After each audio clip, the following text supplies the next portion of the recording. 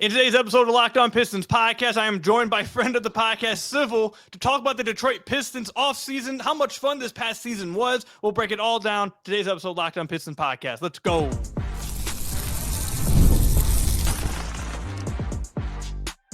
You are Locked On Pistons, your daily Detroit Pistons podcast, part of the Locked On Podcast Network, your team every day. What's the deal? Welcome back to another episode of the Locked On Pistons podcast. Per usual, I am your host, Ku Khahil. I've been covering the Detroit Pistons for the last 4 years for the Locked On Network, been a credential media member over the last 3 years. I appreciate all of you guys who make Locked On Pistons your first listen of every single day. We're free and available on all your podcast platforms. If you haven't already, head to the YouTube channel, hit that subscribe button, and leave us a 5-star review on whatever podcast platform you're listening to us on. And today's episode is brought to you by Game Time. Download the Game Time app, create an account, and use code LOCKEDONNBA for $20 off your first purchase. And I have a fun guest with me today. If you guys remember, going all the way back to last year in the summer, I had one of the Madden players. You guys know I love playing video games. I love playing Madden. I had my friend Dubby on the podcast. He's a Madden belt winner. We had him on. We talked about the Philadelphia 76ers versus the Pistons, how, you know, they came up and realized that Joel Embiid was a superstar. How can the Pistons identify Cade as a superstar? Whatever. Now I have my friend Civil on. And for those of you guys who are into the Madden scene, you guys know Civil. He is very popular, obviously, over on YouTube. He does a great job of breaking down Madden and putting out a bunch of good content over on Madden. Also, are you going to participate as a pro this year? Are you going to participate in the Classic? I'm decided on that, bro. It's such a time suck, and we do so much stuff on like the so much other content stuff. It's a hard. I love it, but I'd be doing it for the love of the game if I did it. That's why. Fair enough. Fair enough. But he's participated as a pro in many years. What year did you win? What city was the one you won the was it Tampa? Tampa. So Tampa in 20, I won the Tampa Bay Buccaneers Club Championship. And that year and 22 were like my best, like big time years, right? I was really good at the game. Right. So this is the kind of thing I do outside of Pistons basketball. And the reason why we had Civ on the podcast is because he's a Pistons fan. He's a Lions fan. He's a Pistons fan. Were you born in Michigan? I was born in Southern Michigan, next to about 30 minutes south of Battle Creek, and right next to a little town called Coldwater. Okay. Some people listening would know where that is. I'm born in a small town right next to it. I went to Western Michigan University, actually, for school before I dropped. But I went to Kalamazoo for a minute. I lived there. There you go. So Civ is a Pistons fan and a Lions fan. So I thought, you know what, let's have him on the podcast to talk about the Pistons from a fan perspective and get his thoughts, and a good way to intertwine two communities I like interacting with. So let's go ahead and start it up, Civ. This past year, the Pistons obviously were a ton of fun. They had an excellent season compared to expectations. I told you I was going to bring this up. 2 years ago, you had a tweet go viral when you tweeted me, and you were like, are the Pistons actually good? And it was after the 2-1 start. They then went on to lose 28 straight. They did go on to lose 28 straight. I was going to go to game number 29. It was somewhere in Texas, but they won the game before. And I told myself, like, dude, I'm only traveling 3 hours to go to this game if they're on a losing streak. Like, cause that's historic. Like, that was special. Yeah. Them just be a bad, I'm not doing that for just a bad team, but historic team, I would. Dude, what's crazy is we were 2-1, but it was a 1-point loss to the Bulls, right? Like opening night, it was like a comeback, mind you. It was like a 1-point loss that the Bulls kind of outplayed us in. You know what I mean? But it was like, to me, I'm like, we could be 3-0 right now. The Pistons my entire life have sucked. Like, we're back. Like, this is it. And like, it was like Cade kind of like we're kind of hooping. Like, we kind of have some ball players.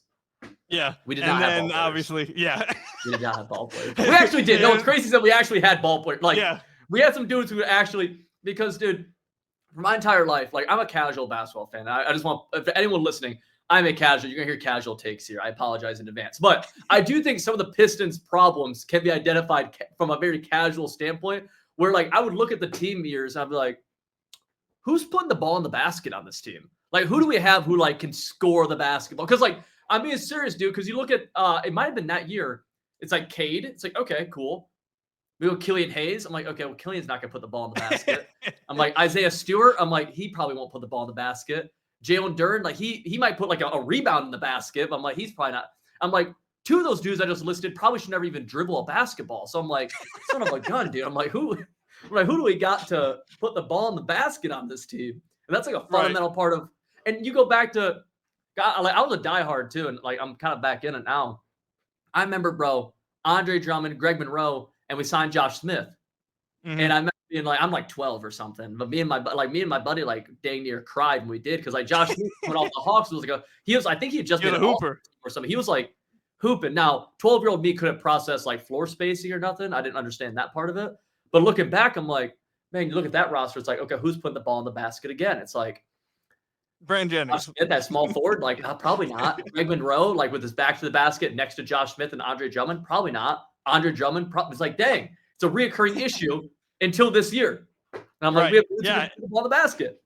Yeah, so then obviously, like you mentioned, it translated to a good season this past year. They ended up making the playoffs. First playoff win since 2008. Just from your perspective, from a fan perspective, after going through 2 seasons ago now is what it's called, 2 seasons ago, after going through that and then having it one of the biggest turnarounds we've seen in just one offseason, just how much fun was it watching this team this past year? And what was the most fun about it? I think one of the biggest, like, most fun things about it was, like, seeing, again, going back to the ball in the basket thing, of, like, having players on the team who, when they shot the ball, I was like, yeah. Like, he's shooting, and I think it's going to go in. It's like, I would watch, like, KCP shoot. I'm like, that dude just pulled, like, that dude tried, like, a little ISO step back for the win, and I'm like, I'm trying to think, what game am I thinking of where Andre Drummond got the tip back win? He tipped it back. Yeah, is that what I'm thinking of? But, like, KCP took a shot where I'm like, what are you doing, dude? So it's just like nice, like having confidence of like, one, we have players who are playing basketball. Our coach isn't trying to lose games for some reason. And it's just like, hey, like we're being a professional sports team. Like this is really cool. And we often had the best player on the floor. And like he was developing into the best player on the floor, which is like cool to see. And for me, because they really picked up after Jaden Ivey got hurt. And like I think I fall into the camp that you fall into where like I think some people are like, oh, Jaden Ivey's a problem. I think it's just like coincidental of like, you know, the team just having to pick up, and unfortunately Jaden Ivey went down. So like me in the back of my head, I'm like, we have like naturally are like almost bringing on a new player when Jaden Ivey comes back. We're like adding to this very good team. So it was just awesome. Like a lot of things were just great. So you mentioned Cade. The Pistons seem like they have, they do have a franchise player for the first time since like Chauncey, Vrip, Ben, like that. They were all one franchise player, I guess. You combine them all and they're like, you know, their own guy. But the Pistons have a franchise guy. Blake in 2018-19 was great. I loved watching, but that was just 1 year. They finally have a franchise dude that when, like you mentioned, when he plays, you feel like the Pistons had the best player on the floor. How much fun was it to see the Pistons, a team that just hasn't had that type of talent in such a long time, have someone repping the city, repping the team like that, and you being able to watch and be like, I'm watching a great player for once. Oh, it's dope. And like, it seems like they actually want to be here too, which is like they're genuinely like happy to be a Detroit Piston. I mean, Cade was from day one when he got drafted with the Buffs. Like he like genuinely wanted to live in Detroit, Michigan, it seemed like, and like represent the franchise. Like it's just cool. Like it's cool. And it's like, hey, we're actually not even the underdog right now. Like we're actually just like, I'm like looking at the players. I'm like, we actually don't have to win this game off of just pure grit. Like we actually might be more talented than them for once, which is like, nice. Like it's nice to not have to will our way to just battle in a game. It's just like Cade Cunningham is just better than everybody else on the floor. And then we have Malik Beasley at the time who like, oh, this is also the best shooter in the league right now. It's like, okay, now we have like dudes who are hooping. Isaiah Stewart's arguably, he's not, but you can make the argument. He's at least one of the best interior defenders in the league. Jalen Duren, when he's playing hard, is one of the best up and coming centers in the league. It's like, this is like cool. Like we actually are like winning matchups now, not based off of our players just like want it more. We're like out gritting the other team, but it's like, oh, we're just like more talented. It's cool. So with that, the Pistons, obviously, like we mentioned earlier, they made the playoffs. They won 2 games. How much fun was it to see the Pistons in a playoff series where at first it kind of felt like, you know, we're just there, cherry on top, whatever happens, happens. And then you find yourself midway through the series. It's like, oh my God, they might be able to pull this off. They should pull this one off. How was it to experience all their emotions of that series? It was the first playoff series that I've seen that we didn't get 4-0'd. Because I was born in 2000, right? So like the original pit, like, I didn't see, you know what I mean? Like I didn't see the same here. Pistons. I was 97. I didn't really get to watch, so you didn't really see them either, right? And I mean, like I will say, what was it, 16 where we played the Cavs hard for 3 out of the 4 games? Yep. It's like that was like cool, but I mean, like whatever. It was actually cool, like, oh, we're winning games. And like and like to me, I'm like, dude, if Cat isn't insane in game 2 where he hit the fadeaway over Duren and then I think another fadeaway over somebody for 3. Yep. And it's like, dude, like we lost like off of like kind of fluke that game. I don't want to call it fluke because he is one of the best players, but you know what I mean? It's like, oh, like we're actually hooping. and we're coming back with relatively the same roster, give or take. Now, obviously, we're losing Malik Beasley, most likely, potentially. I don't know. And it's like, it's just cool. And it's cool to be like, even in game 6, it's like, hey, we can actually win this game and we can go to game 7. Yeah. And it's like, I think if we go to game 7, like there's a realistic chance that we can win that game too. And this is one of the best teams in the league. And it's one of the best sports cities in the world as well. So it's also like putting all of Detroit on the map, and people aren't just like laughing and like being like, oh, you guys are biting kneecaps to even be in this game. It's like, no, Detroit's actually like arguably has the best player on the floor. Now, I don't think Cade was the best player on the floor, unfortunately, in that series. I think he could have been. I don't think he was, probably due to experience and whatever. But also, like, it's awesome. Yeah. Yeah, and not the funny thing, but like the cool thing about it was like everyone wanted, obviously, and I would have loved to see it too, a home playoff win. It's like, you haven't had a home playoff win in for such a long time. Let's win one in LCA. They weren't able to do that. But like you mentioned, the other end of the coin is they won 2 games in Madison Square Garden. Like which one honestly is more impressive? That a young team led by a bunch of young players went to Madison Square Garden and won 2 playoff games, and they're like, which one is honestly more impressive? So it's like, yeah, you would have liked to see a home playoff one, but my God, they went right into one of the most hostile, crazy environments, best home court advantages in the NBA, and got 2 wins off of them, and they could easily win 7. And this is a team that went to the Eastern Conference Finals too. So it was a fun series for sure. Yeah, and like you look at Cade, right? One, he hit the game winner earlier that year in Madison Square Garden. So it's like one like that. Even at that in itself, if nothing else happened, it's like, oh, that's like a lot of like, I don't know. When you're to me, when you have like a guy who you need to be a star, you need to see them like perform in different situations. And Cade, you can definitely like cherry pick some stuff, and not even cherry pick, but like he didn't perform in certain situations that like you'd like to see him do maybe late in games. But at the same time, like, what game was it in the playoffs, I believe, if I'm not mistaken, where he had a good game in New York? I can't remember if we won or lost or not. Game 2. Yeah. And it's like, that's like promising, because I think, honestly, I'll be like, winning a game at home, I think is a given eventually. Like, we just happen to lose them. I think it's kind of a given. Winning a game on the road, something like that, like there in Boston or something, like, is not a given for a young team. And to kind of do the hard one first is like, oh, if we go to the playoffs next year, like I have no doubt in my mind that we should win a game at home. With that being said, had we not won in New York, I'd be like, yeah, the lights might be too bright. Right, exactly. Like, you don't know that. In this case, it's like, oh, I think Cade Cunningham can hoop. Like, he can hoop in a big spot. You need to see it maybe more consistently, but it's like, I don't know. I have confidence in it at least.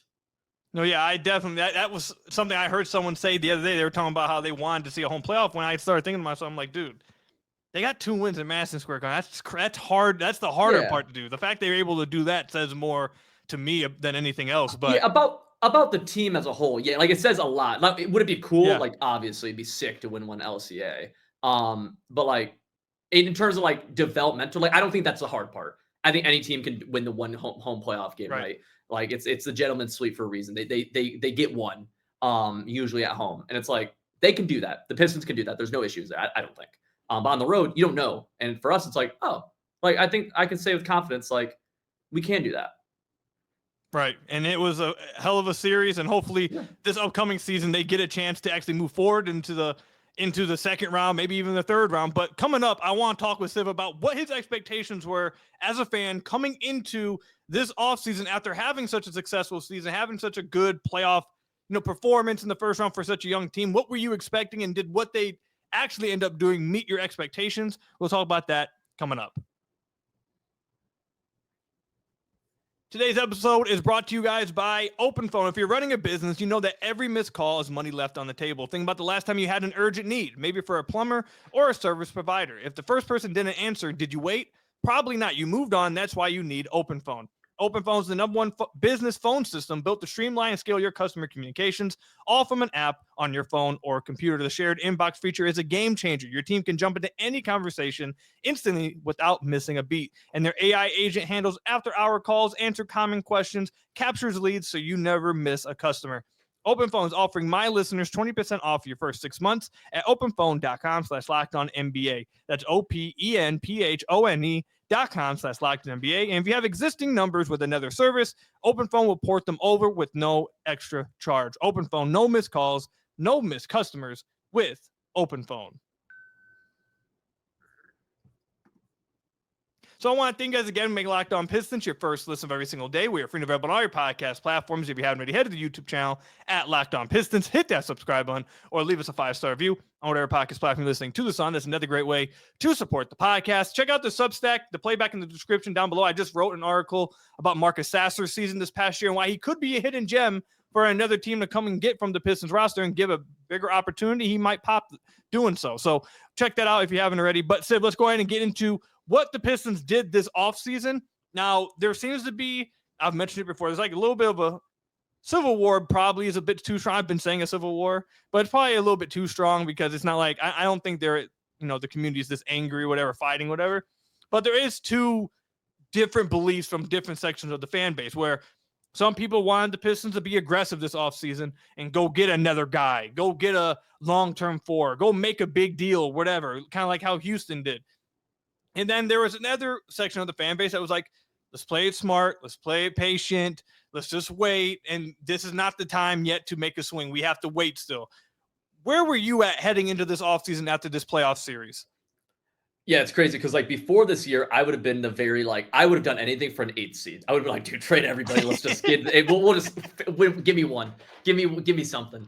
And like now I actually lean a lot more towards the patient side of it. And it's weird because like part of it, it's a unique situation, right? Because a lot of it rides on what is Jaden Ivey when he comes back. Because like he's not a free agent addition, obviously, but he is an addition to the team. And the team is the team. You would not be being honest to yourself if you said the Pistons with Jaden Ivey, the surrounding players were the exact same players as they were at the end of the year. Like they all obviously took steps forward, right? So it's like, okay, where does Jaden Ivey fit? And that Jaden Ivey himself, actually, like, where does he go? Because he was shooting the ball well before, which like there's this like weird thing with like Jaden Ivey has these like crazy, like highlight, like crazy explosive athleticism. And so he gets seen as like a super slasher, but like he shoots the ball. Like he can actually like, he can shoot the ball like halfway decent. Now, can he do it for 82 games? Like, I don't know, but he shot 40-something% from 3, I think, in the 30-ish games he played. It's like, okay, is that consistent? Because that's consistent. It's like, okay, that is a insane addition to the starting lineup. Like it's not a free agent, but it is bringing somebody back. The one that's scary, there's a couple spots I think are scary. One, it's like Tobias Harris, like how good is he again? Like he way overperformed last year. Like he could have easily sucked last year, like bad, and nobody would have been shocked. Everyone would have been like, yep, this is what we thought. And so it's like, do we get another good year out of him? If we do, it's like, okay, awesome, like good decision. If we don't, it's like that's tough. They're obviously banking on Tobias to be the same Tobias or stay relatively the same. I don't know.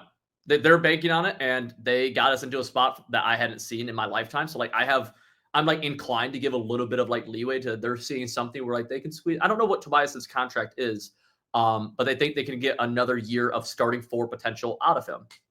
Can they? I don't know. The other one that was like interesting to me is like the Malik Beasley before the whole thing of like, okay, obviously everyone wants Malik Beasley back. With that being said, Malik Beasley shot like he had a historic season. Yes. It's like, Is that realistic to do again? If so, yes, like we need him back. If not, it's like that production can be produced otherwise, or that production can be at least tried to get replicated otherwise. Historically, like the historic season, no, you can't do that, right? Like that was insane. That can only be replicated by like him again, maybe. But if he's going to regress, and I don't know, it's like, do you think he's going to regress? Do you not? That's why I don't hate the Duncan Robinson signing as much as like, I know some people really hate it. And they're like, he won't be anything near Malik Beasley. But also people didn't think Malik Beasley would be Malik Beasley. So it's like, if Duncan Robinson comes in and let's say he takes a step forward like Malik Beasley does, and it's like, oh, well, actually, like that's not a huge drop off at all, actually. And so I don't know. I don't hate it. Obviously a big splash is like cool, but I genuinely think the big splash is like Cade developing more, Ivey coming back, the entire, like Asar developing more, having an actual off season, Ron Holland having an actual off season. I do fear about like the backup point guard spot. I don't know anything about, who they signed. There's a backup guard they signed. They got Karis LeVert. They got LeVert, but didn't they get somebody else? Jenkins. They gave Jenkins a 2-way.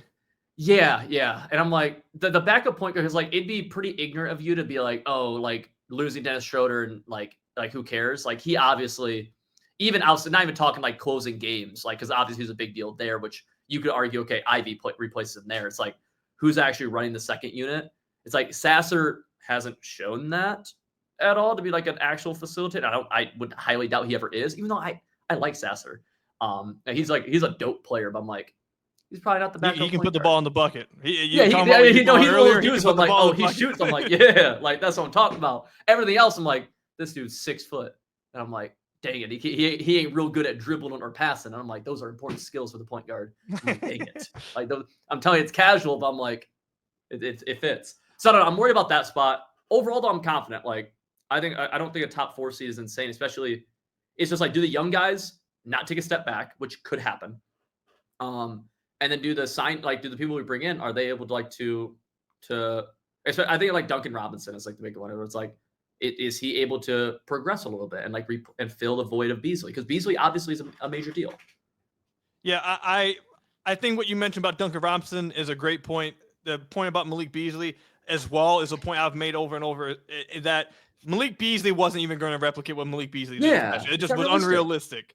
Yeah, if he was going to do that, then that would have been fantastic. But what he did last year just was not something you should expect anyone, including Malik Beasley, to be able to do again. So like you mentioned, can you kind of fill it in other areas? Maybe you take a step back a little bit in the volume of threes, but can you get a little bigger? Can you get a little better defensively? Can you make up for it in other areas? And Duncan Robinson, for what it's worth, he's a great 3-point shooter. Yeah. And I think that with Cade and with Duren, he should get a lot more threes up as long as the Pistons, I think he'll play a lot of minutes. So I think he'll get a lot of threes up. He replicates a lot of the movement shooting that Malik Beasley did. I think he moves better without the ball as well.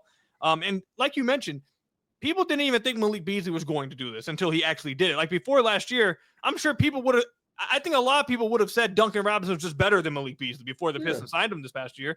So who knows what Duncan can do. The backup point guard position, I think that's a fair concern. I just wrote this in the Sasser article I just broke down. I'll go ahead and spoil this for anyone who hasn't read it. Before Schroeder's first game in Detroit, the Pistons lost the non-Cade minutes by 4.4 points per 100 possessions. As soon as they acquired Dennis Schroeder for the rest of the year, they then won the non-Cade minutes by 5.1 points per 100 possessions. So that's a 9.9 point differential from when Schroeder joined the team and before he joined the team. So losing Schroeder, that could be a bit concerning. They're hoping that Karis LeVert obviously comes in. He's able to replicate some of it. What they're really believing is that Jaden Ivey is going to be this backup point guard. And I have concerns about whether he is a point guard, but that's clearly their plan. They believe that is going to happen. So we'll have to see with that.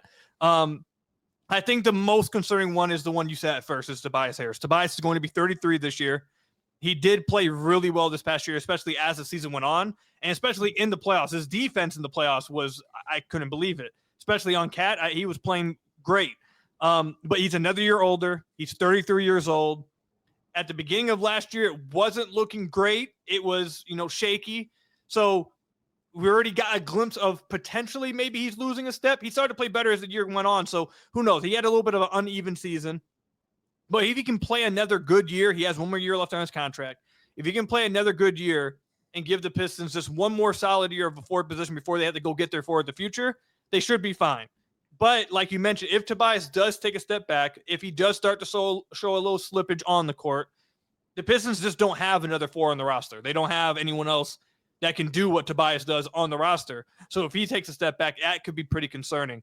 He had one of the best on-offs on the entire team simply because whoever was coming in for him just couldn't do what they just didn't have another power forward on the team. So, and they still kind of have that issue.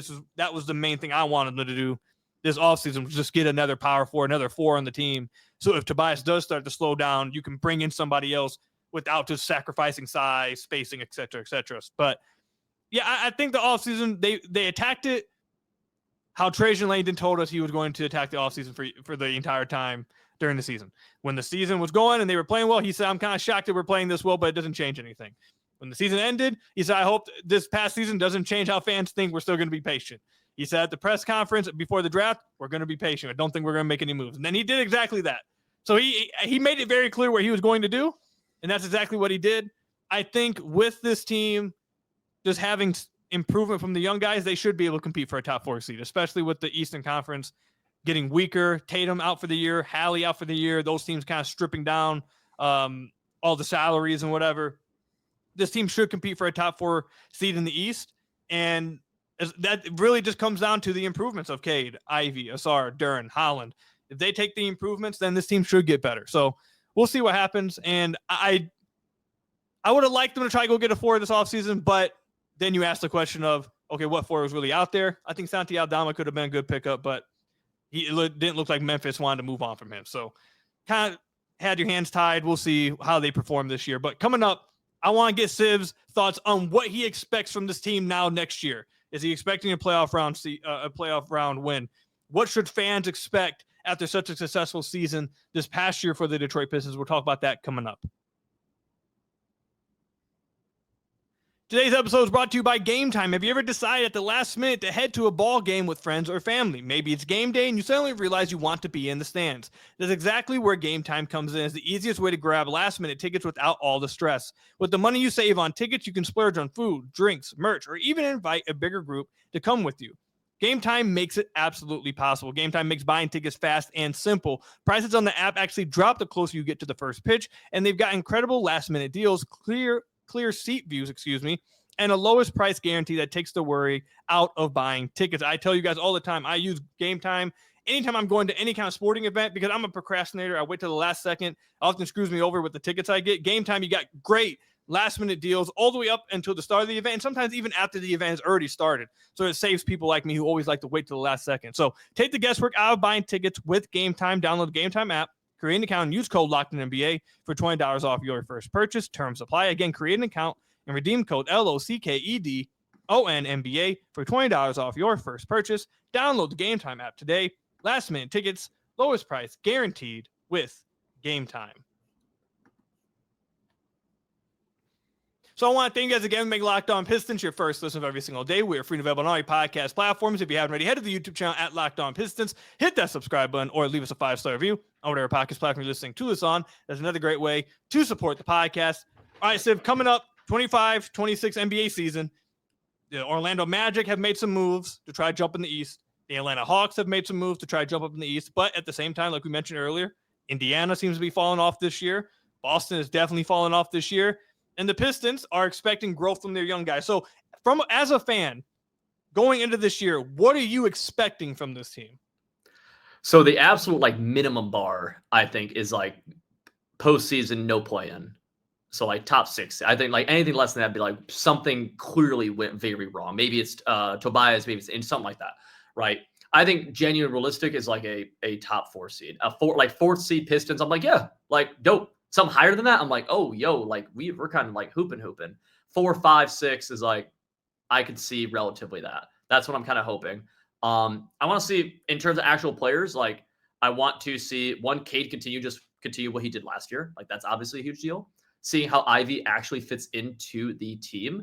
Seeing also how this is a random one, but seeing how Sasser fits into the team because he was a first-round pick, late first-round pick. He's going into year 3. I think it's 3, right? Yeah. And he hasn't really played, he hasn't gotten really meaningful minutes yet. And it's I don't know, it's just what are we doing with Sasser? Because I don't I don't think he's a backup point guard. He's not really, doesn't look like lineup wise, he's going to play backup wing. So it's where does he actually play? I think those are the big things for me. Just seeing the continued development. Ron Holland and Asar, one of them needs to learn how to shoot the basketball. That's going to be important. That's one of those skills, dude. We need you to be able to shoot the basketball because it'd be cool to see them play together. If you could, and right now I don't know what the actual stats are in them. You might know what the stats are on them playing together. What are those stats? It's a very limited sample. They played around 100 minutes.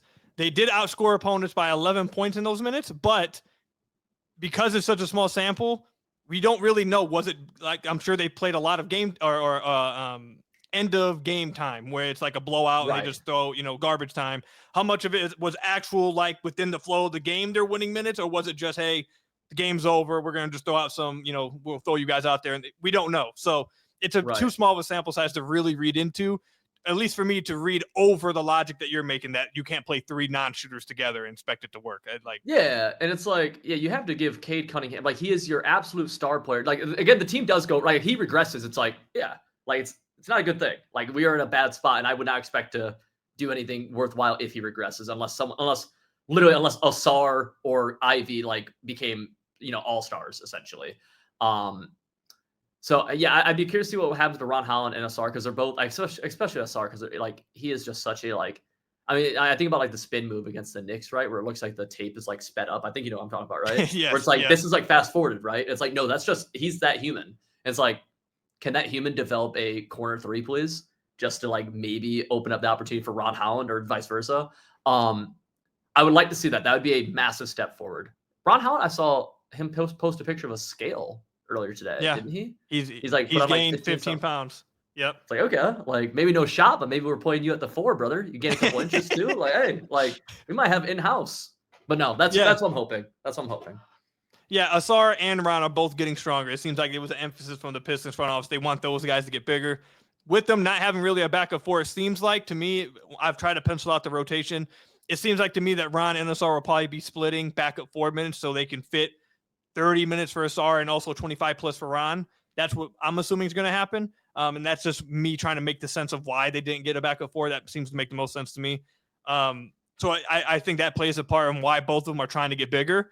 The question I want to ask you on top of that is, we've seen a lot of people, I think it was just Brian Windhorst brought this up on the Hoop Collective, and Zach Lowe talked about this on his podcast. The Pistons didn't make a move this offseason, but they do have all their picks. They have a bunch of tradable contracts now. They have young guys that can be traded. Doesn't mean they will make a trade, but I want to ask you, do you think a trade could happen this season? Do you think if they're playing well at midseason, could you see a trade happening, or do you think it's more likely that, are you expecting them to kind of just ride this season with the young guys and just see what they do? Not blockbuster. I like Dennis Schroeder, like that style trade. Like, yeah, definitely. Blockbuster, where like you're bringing in someone who's like even a new starter, like unless injury, obviously you never know. But like I would be surprised because this is even, and again, Trajan, he's new, but like for me as a fan, this is one of the first times in a long time we've had like genuine, very good cap flexibility and draft picks, because I can't remember because I stopped watching for like 3 years or something, and we lost rights to something, and like the Isaiah Stewart they traded. They traded a protected first to the Isaiah Stewart trade, and they weren't able to give it up for like 4 years, so it locked up like future picks they could trade. Right. And I also think about the roster, like, because Isaiah Stewart, I feel like, is always talked about by fans of like, oh, he's a really genuine good trade piece. And he is. The reason he is a genuine good trade piece is because he is a genuine good player that championship caliber teams like need. Yep. And I'm like, well, what are the Pistons trying to become? It's like, okay, to trade him, it's like, dude, you are losing one. Like, one of the best strengths of the Pistons is that when Jalen Duren comes out, we actually have someone who comes in who's arguably better than him not arguably, like he is actually better than the other team's starting center in a lot of areas. Like, there's very few centers who are one of the best perimeter defender too, but interior defenders and can shoot the ball a little bit. I'd like to see Isaiah like also continue like taking a step forward there. But it's like, this is a genuine skill set. So it's like, I don't want to see that get traded. And that's not even counting in the fact that he's like Detroit grit, Detroit this, Detroit that, which is like cool. Like I'd love that, but like him as a basketball player, I'm like, dude, we need him. Ivey is like he gets dangled around all the time. And I'm like, if Ivey's good enough to bring back like an actual return, that means the Pistons are probably pretty good. Like literally, if he's good enough, unless we're like throwing draft picks and stuff in there, which I mean, there's always that. But like if he's good enough to be part of like a blockbuster deal, that means he's good. Cade's already good. That means we're probably just a good team at that point.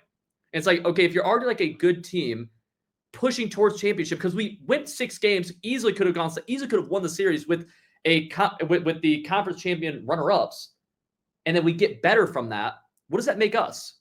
Conference championship worthy? If you're conference championship worthy, you're probably NBA finals worthy, give or take. And we just don't know that. We just have a bunch of young players. And to me, it's like, yeah, that's fair. If we lost in the conference championship, I wouldn't be sitting there saying, dang, I wish we made a move at the deadline. It's like, holy crap, we just made the conference. Like, and maybe that's some people call it like a loser mentality, but also. No, I get what you're saying for sure. Yeah, it's like, dude, like, okay, we also then get another year of us getting better. And at that point, it's like, okay, Tobias is probably leave. We're probably filling that spot, whatever. So like there's natural changes that are happening there.